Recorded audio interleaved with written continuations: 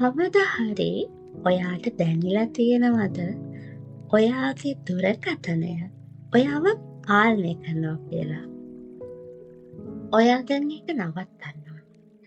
අසාමාන්‍ය digital සීමා 5ක් අරගෙන කාලෙකට පස්සේ ලයිෆ් ටිස්ට් YouTube channel එකෙන් මම ඔයාට මේ වීඩියෝ එක අරගෙන එන්නේ ඔයාට ඔයාගේ කාලය මානසික සුවය නැවත ලබා ගන්න ඕන හින්දා.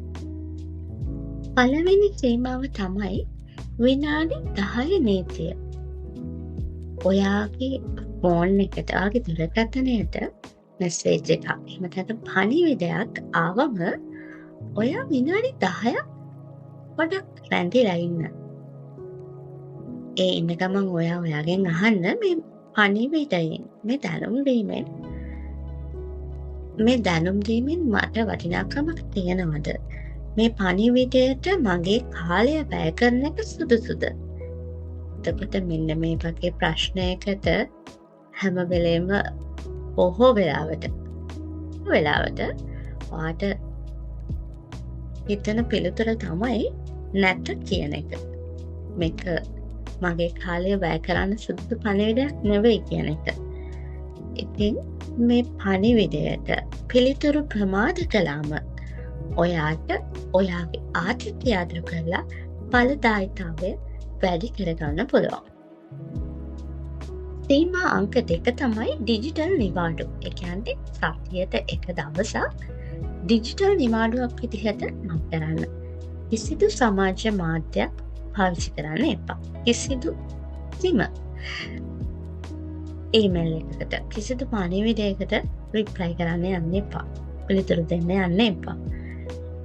මේ කාලය ඔයාට ඔයාගේ අනාගතය ගැන ඔයාගේ ඉදිරි සැලසුම් ගැන තීරණය කරන්න භාවිතා කරන්න. ඔයා මේ ලබන නිදහස් කාලය.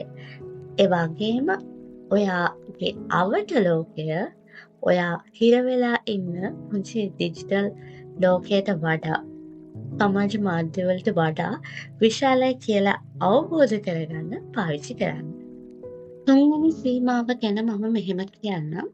අපිට විවේකයක් ලැබුණ ගමන් අපි ඒක ගත කරන්න පුරුදු වෙලා ඉන්නේ අපේ ජංගම දුරකථනය පාවිච්චි කරලා. ඒ විවේක කාලය ජංගම දුරකථනයකින් පුරව එවන එක තමයි අපි දාගන්න ඕනේ තුන්වෙනි සීමාව. ජංගම දුරකථනයකින් තොරව ඔයාගේ විවේක කාලය ගත කරද්දී ඔයාට පුළුවන් යන්න, කියවන්න, ඒ වගේම සපාදාමත් එක්ක බැඳුණු ඔයා කැමති දේවල් කරන්න.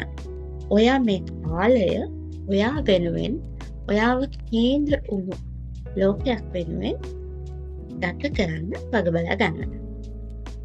හතරවෙනි සීමාව තමයි ආහාර ගණිතේ ඔයා ඔයාගේ ෆෝන් එක දුරකථනය පාවිච්චි කරන එක නතර කරන එක.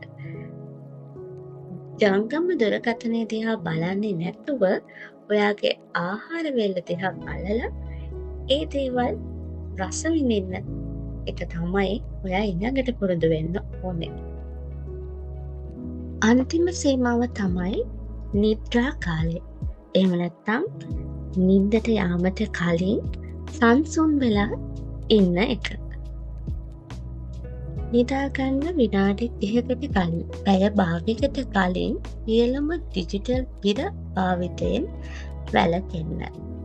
මේකෙන් ඔයාට හොඳින් නිදාගන්න අවශ්‍ය ශක්තිය, උපකාරය ලබා ගැනීමක් සිද්ධ වෙනවා. ඉතින් මේ සාම්ප්‍රදායික නොවන ඩිජිටල් සීමා 5 ක්‍රියාත්මක කරාට පස්සේ ඔයාට ඔයාගේ කාලයේ පාලනය නැවත ඔයාගේ අතට ලැබෙයි. ඔයාට පීඩනය අඩු, සංසුන්භාවය වැඩි, ලස්සන ජීවිතයක් ගත කරන්න හැකි වෙයි. දැන් මේකෙන් කියන්නේ තාක්ෂණයට බය වෙලා පැනලා යන්න ඕනේ කියලා නෙවෙයි. ඔයාගේ පාලනය ඔයාගේ අතට ගන්න ඕනේ කියලා. ඉතින් අපේ channel එකේ subscribers 1500කට වඩා ඉන්නවා. ඉතින් මම කැමතියි ඔයාලගේ අදහස් දැනගන්න. මගේ මේ වීඩියෝස් හොඳයිද නරකයිද මොනවද මම තව හදාගන්න ඕනේ දැන් කියලා ඔයාලගේ අදහස් දැනගන්න මම කැමතියි. මොකද නම් ඉන්නනවා ඒ අදහස් පහළ කමෙන්ට් එකේ කමෙන්ට් කරලා කියලා. ඉතින් බොහොම ස්තුතියි මගේ වීඩියෝස් බලනවට. මේ වීඩියෝ එකට ලයික් එකක් දාලා ඔයා හොඳයි කියලා හිතනවා නම් එයා තාරික දාගෙන යන්න.